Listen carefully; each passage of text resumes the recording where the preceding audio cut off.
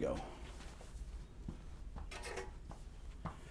Let's see if I can see everything here. Oh, pull this down.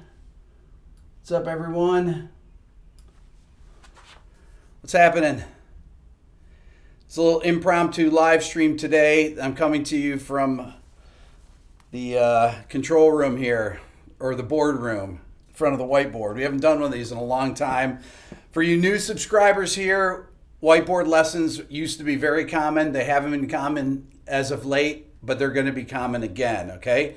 This is a video I wanted to relate to the video I put out today that not many people have watched, but it's on a scale called the Hungarian minor scale, or the Hungarian minor mode, which is the fourth mode of the double harmonic major scale. Now that sounds really complex. It's actually, that video is actually about that scale and the Supralocrian scale, which is one of the modes of the melodic minor scale. Well, this is way too advanced theory. I want to talk about some theory basics for you, since many of you don't know anything about modes. I want to talk about modes. I want to talk about chord progressions, okay?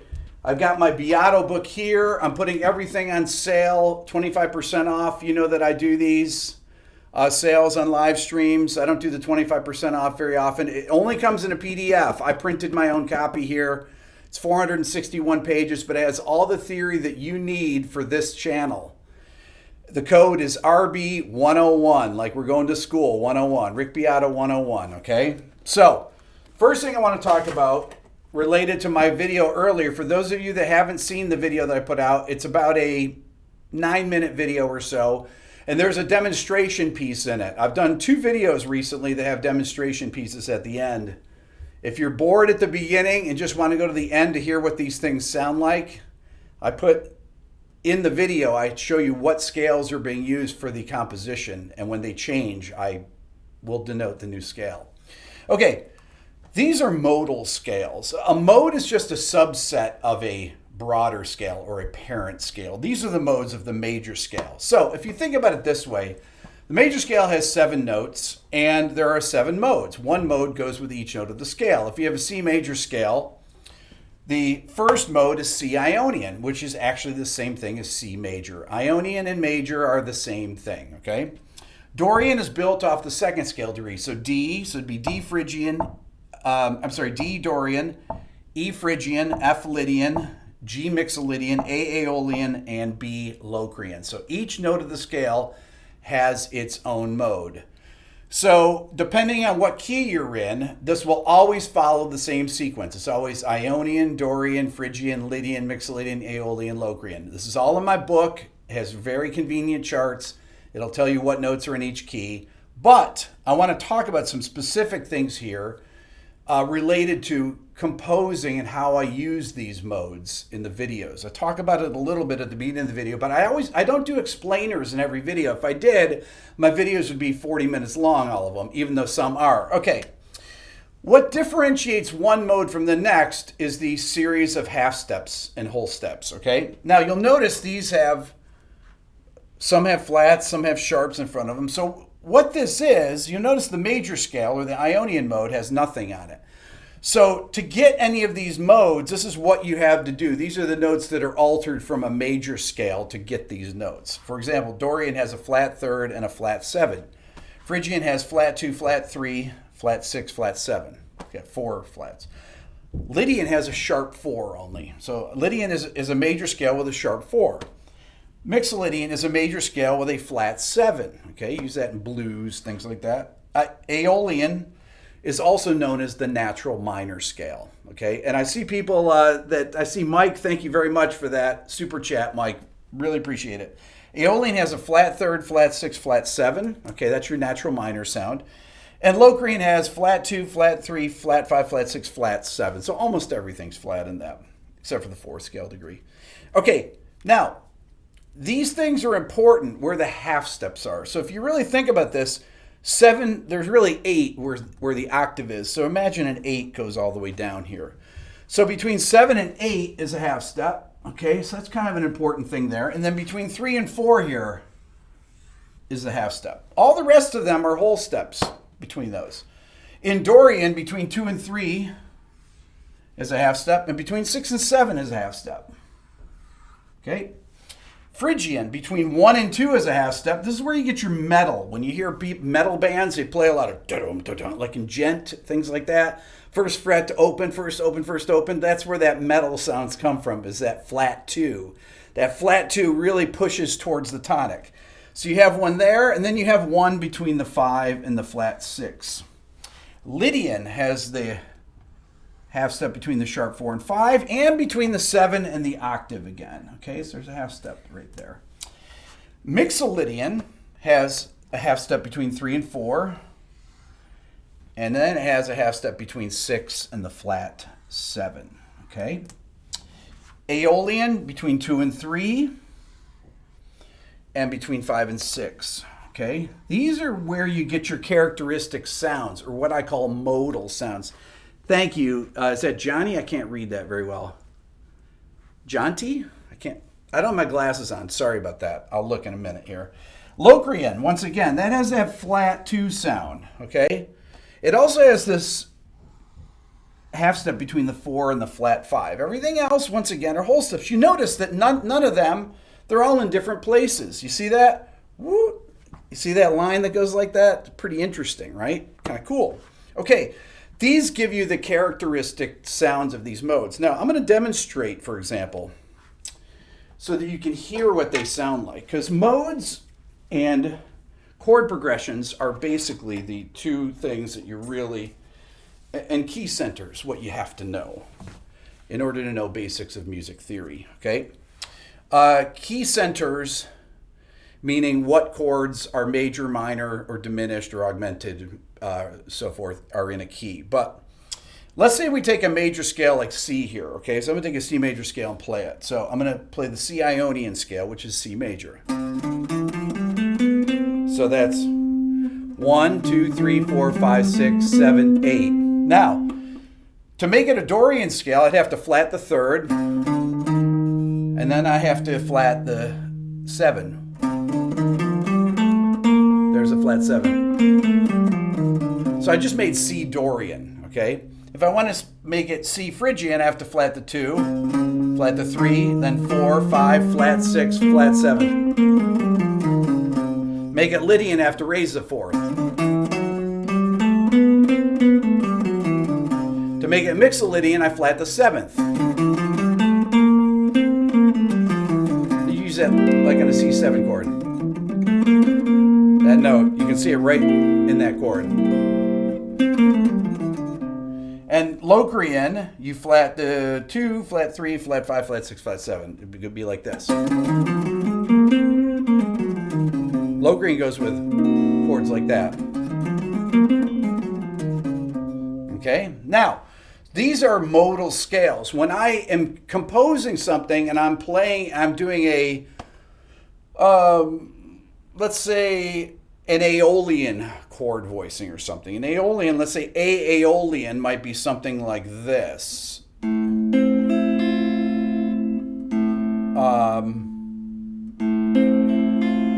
That could be an A Aeolian chord. I've got the flat 6, I got the 5th, and I have the flat 3rd in it. Okay?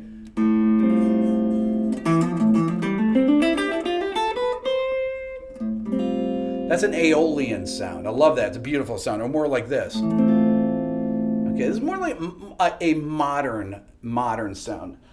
I'm going to talk about chord progressions and how they relate here to these modes and keys. Okay, so if you take the 7 scale degrees here, okay, and just erase all this, okay, and I start out and I just talk about another set of terms. So you have 2 different sets of terms. You have modes, and then you have scale degree names. The scale degree names are the tonic, which goes right with the 1 chord, or the Ionian mode. The tonic and the Ionian mode are the same. The Ionian mode is the scale that goes with the tonic chord. If you're in the key of C, it'd be C major. Okay? Then you have the supertonic. That's the 2 chord. Okay, that would go with Dorian. That goes with, in the key of C, would be D minor. Okay? Then you have the mediant. Is it E-N-T, Billy? I-A-N-T. Is it A-N-T? I got Billy here. Say hi, Billy. Hey guys. Billy's my new assistant. He's my spell checker too. The mediant chord goes with Phrygian, and it would be over the E minor chord. That's the 3 chord in the key of C. You know what? I'm going to use a minus for minor. That's the shortcut for minor is a minus sign. Minus means minor. Okay. The subdominant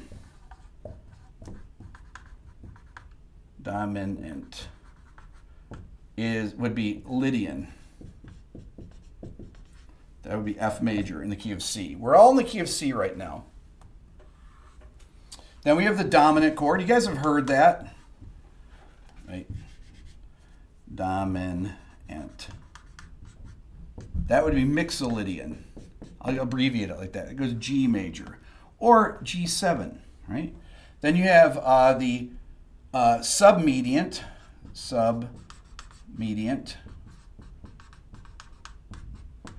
Goes with Aeolian. A lot of people are like, I've never heard it taught this way. Billy, have you heard it taught this way? Nope. A minor. And then you have the leading tone. Leading tone goes with Locrian. And that goes with B diminished. Now, in a major key, we use these things called Roman numerals. 1, 2, lowercase Roman numerals indicate minor chords. 3, uppercase Roman numerals indicate major chords. 4, 5, lower, 6, and 7. The 7 has a circle, and the circle is the symbol for diminished. Okay, so here's what we got. The major chords in a key are 1, 4, 5, just like a blues, right? That's why you say 1, 4, 5. Your minor chords. So those are your major chords. Your minor chords are 2, 3, and 6. Okay? And then your 7th chord is your diminished chord. D-I-M, diminished. Okay? So, when you hear somebody say, oh, the progression is 1, 4, 5, 6, they mean C major, F major, G major, A minor. 1, 4, 5, 6. Okay? I don't want to confuse you with that 7th there. But or if it's 4, 1, 5, 6, like every country song, like every pop song. 4, 1, 5, 6. F, C, G, A minor. 4, 1, 6, 5. F, C, A minor, G. Okay, this is how it works. This is also called the Nashville numbering system.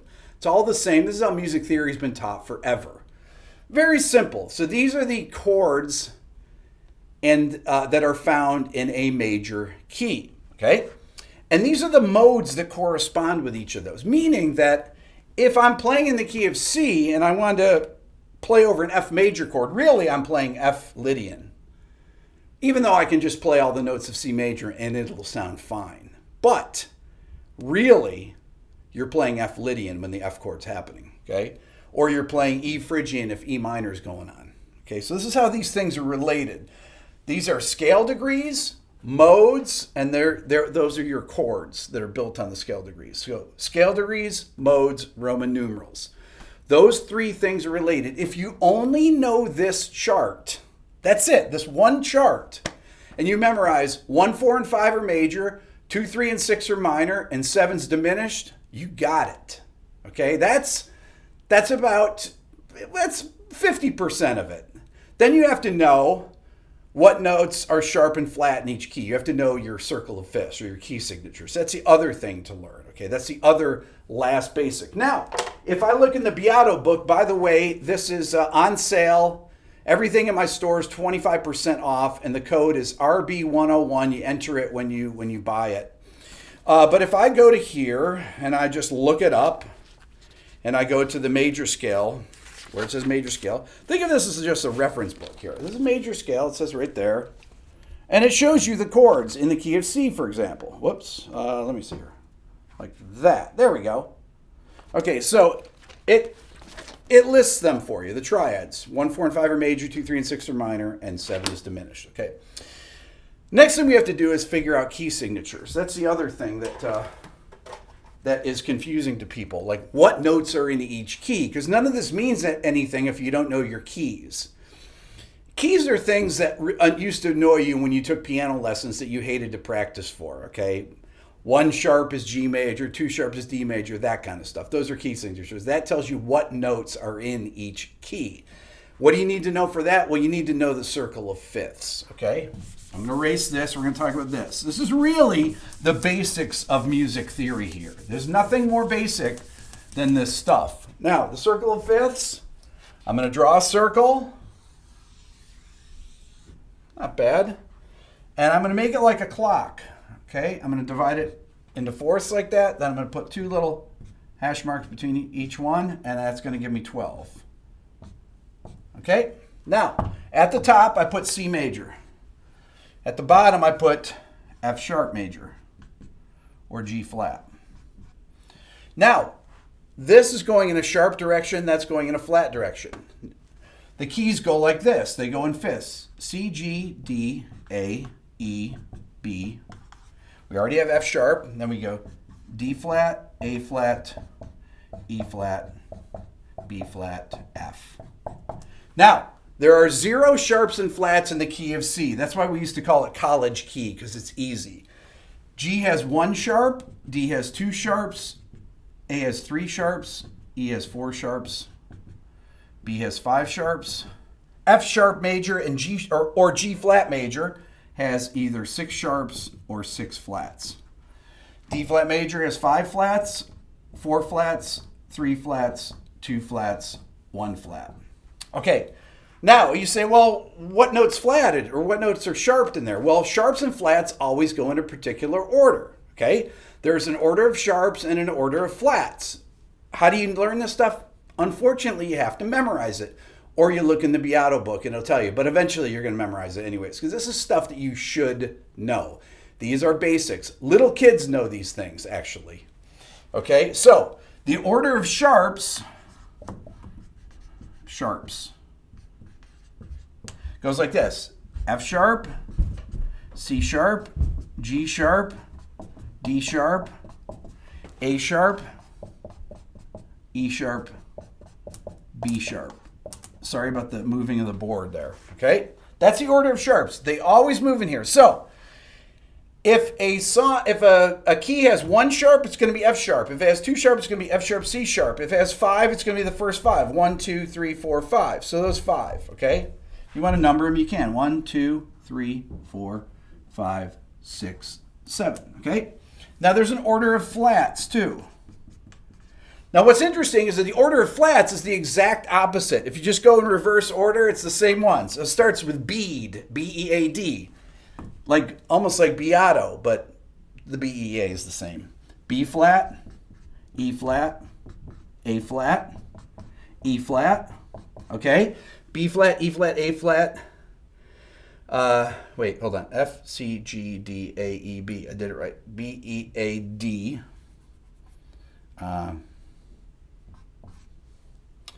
No, B flat, E flat, A flat, D flat. Yeah, G flat. I hurt my back. This is very hard for me to do this. C flat, F flat. Oh! Kills me. Okay, so B, E, A, D, G, C, F flat. I don't know if you guys can see it. Yeah, you can see that. Okay, this is the order of sharps and flats. All you have to do is memorize the order of sharps and reverse it. F, C, G, D, A, E, B, B, E, A, D, G, F, G, C, F. Look around here. You'll actually notice something. Let's say you start on F sharp, right? Start here. F sharp, C sharp, which is really D flat, same note. G sharp, which is A flat, same note, right? E flat is really D sharp, so on and so forth. They move in the same way though, right? B, if I start on the letter B, B, E, A, D, G, right? C, C flat is B, F. So the circle of fifths actually contains all the information in it anyways. Once you know it, you've got the order of sharps and flats. It's a second reference guide. So if you say, Rick, so what notes are in the key of E flat major? I said, look at the chart. 3 flats. What are they? Take the first 3 flats. B flat, E flat, A flat. So if I take the scale on E flat major, I start on the note E flat, presuming you know where that is on your instrument. I know where it is on the guitar. I'm going to start right here on E flat. E flat, F, G, A flat, right? Because we have A flat, it's a third flat. B flat, there, I've accounted for all of them. B, E flat, F, G, A flat, B flat, C, D, E flat. And that gives me E flat major. So if I do G major, it has one sharp. I start on G. The one sharp is F sharp. G, A, B, C, D, E, F sharp, G. That's how you learn where all your major and minor keys are. There's one last trick I want to talk about here, okay? This last trick is what we call relative minor keys. Every major key has a relative minor, okay? We usually write those with lowercase letters. C and A minor have 0 sharps or flats.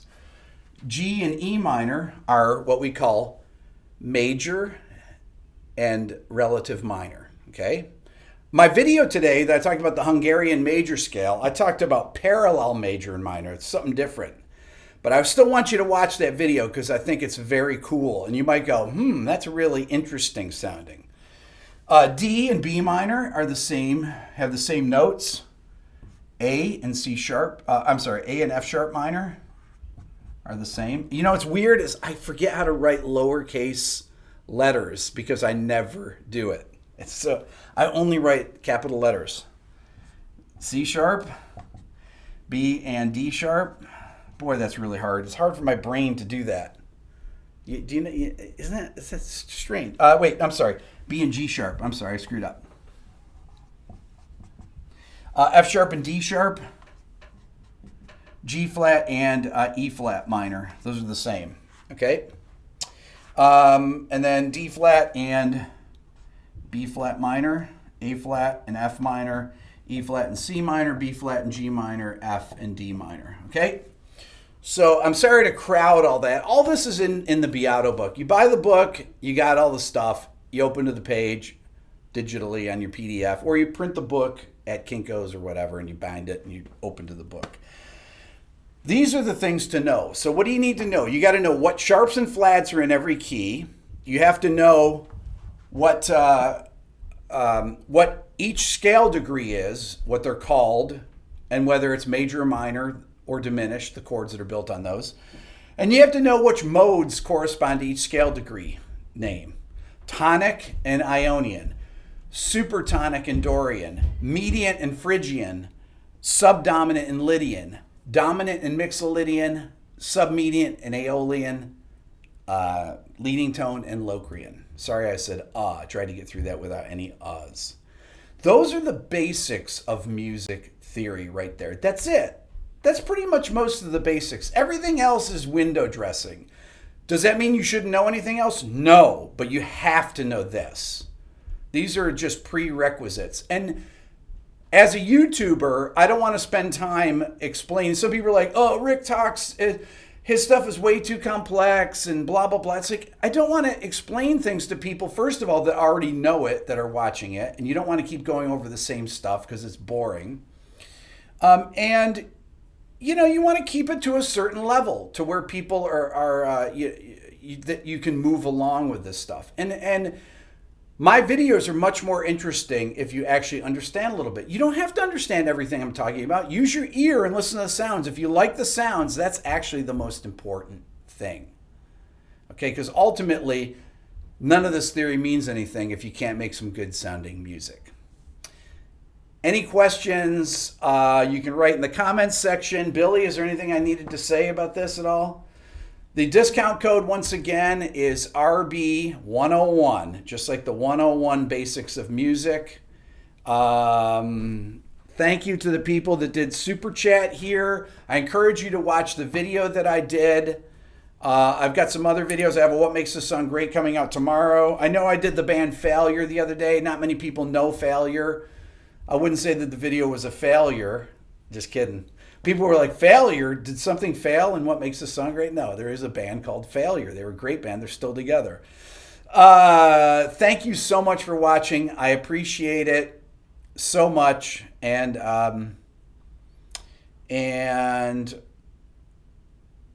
if there's any questions, leave them in the comments section below. Thanks very much. I'm going to turn off now.